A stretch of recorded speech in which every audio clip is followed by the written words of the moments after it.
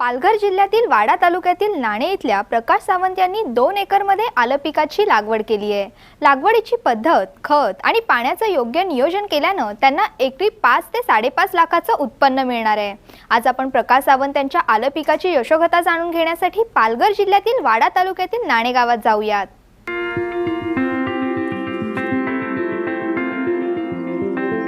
वाडा तालुक्यातील प्रकाश सावंत हे शेतीत विविध प्रयोग करत असतात। शेतीतलं आधुनिक तंत्रज्ञान समजावं यासाठी ते दैनंदिन ॲग्रोवन नेहमी वाचतात। ॲग्रोवन मधूनच त्यांना आलं पिकाची माहिती मिळाली। त्यानंतर त्यांनी आपल्या 2 एकरमध्ये आलं लागवडीचा निर्णय घेतला। आलं लागवडीची माहिती घेण्यासाठी ते नाशिक इथल्या शेतकऱ्याकडे गेले।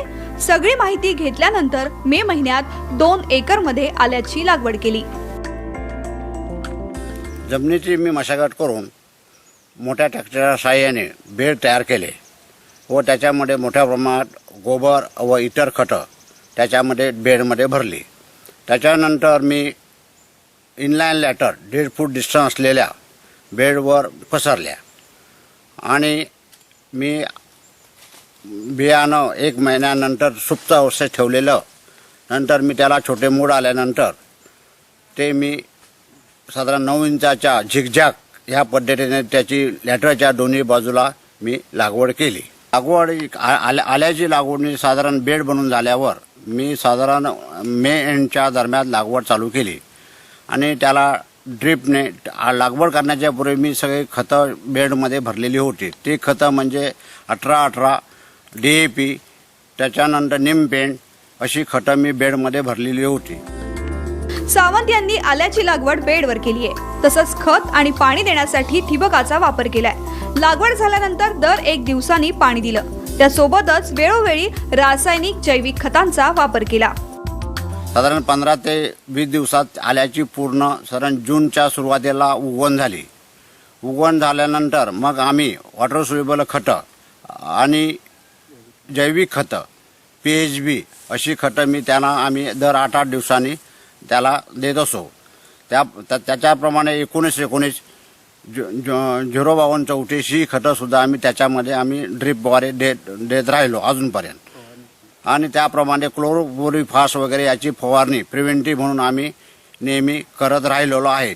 तसेच मी काही प्रमाणात मी 4-8-10G सुद्धा मी त्याप्रमाणे बेडवर ड्रिपमधून दिली होती। लागवडीची पद्धत, खत आणि पाण्याचं योग्य नियोजन केल्यानं सावंत यांना एकरी 15 टन आल्याचं उत्पादन मिळणार आहे। 2 एकरातून 30 टन उत्पादन मिळणार आहे।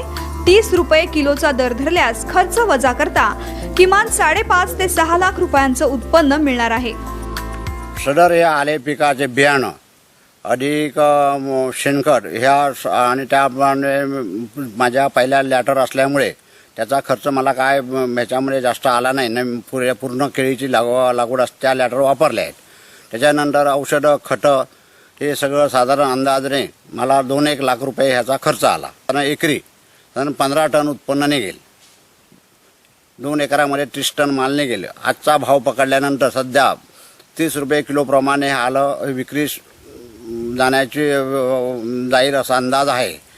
भावावर अवलंबून आहे। आल्याचं किती काय भाव मिळेल त्याच्यावरून त्याचं उत्पन्न आहे। तरी मला खर्च वजा जाता 5 ते 5.5 लाख रुपये निव्वळ नफा हा मिळेल याची अपेक्षा बाळगतोय। व्यवस्थित खतांचं नियोजन, रुंदवरंबासरी पद्धत आणि पाण्यासाठी ड्रिपचं नियोजन असल्यामुळे आणि कीड रोगाचं अतिशय व्यवस्थित असं त्यांनी व्यवस्थापन केलं असल्यामुळं साधारण ह्या आले पिकापासून त्यांना एका एकरला त्यांना 14 ते 15 टन इतकं उत्पादन त्यांना यापासून मिळू शकतं। त्यांना एका एकरला साधारण 1 लाख रुपये इतकं त्यांना उत्पादन खर्च यासाठी आलेला आहे। आणि विशेषतः आले ह्या पिकाचा जर तुम्ही फुटवे जर बघितले तर साधारण याला 40 ते 50 फुटवे एका ठिकाणी आलेले आहेत। आणि इतर जे सपाट वाफे किंवा सरीवरती जे पीक लावतात त्यासाठी साधारण 20 ते 22 इतके फुटवे येतात। परंतु ह्या पिकाला व्यवस्थापन चांगले असल्यामुळे 40 ते 50 इतके फुटवे आलेले आहेत। सावंत यांनी आधुनिक तंत्रज्ञानाचा वापर करून आर्थिक प्रगती साधली आहे। सावंत यांची दोन्ही मुलं त्यांना शेतीच्या कामात मदत करतात। आणि मी सुद्धा शिक्षणामध्ये हॉर्टिकल्चर केलं आणि वडिलांना सुद्धा मदत केली त्याच्यामध्ये। आणि वडिलांचं बघून त्यांच्या पायावर पाय ठेवून मी सुद्धा त्यांना मदत करत गेलो। त्यातून मी आले पिकाचा आम्ही दोघांनी मिळून हे निर्णय केला आले पीक लावण्याचा. त्याच्यातून आम्हाला चांगलं उत्पन्न मिळतं आहे. बाकी सगळं केळी म्हणा, फणस म्हणा, आंबा म्हणा या पिकातसुद्धा चांगलं उत्पन्न मिळतं आहे सध्या. आणि ह्याच्यातूनच आमचं कुटुंब उत्तम चालतं. पालघर जिल्ह्यातील बहुतांश शेतकरी भाताची लागवड मोठ्या प्रमाणात करतात. मात्र भात शेतीतून फारसं उत्पन्न मिळत नाही.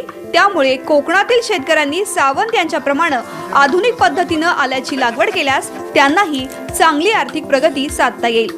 रुपेश पाटीलसह ब्युरो रिपोर्ट, साम टीव्ही, पालघर.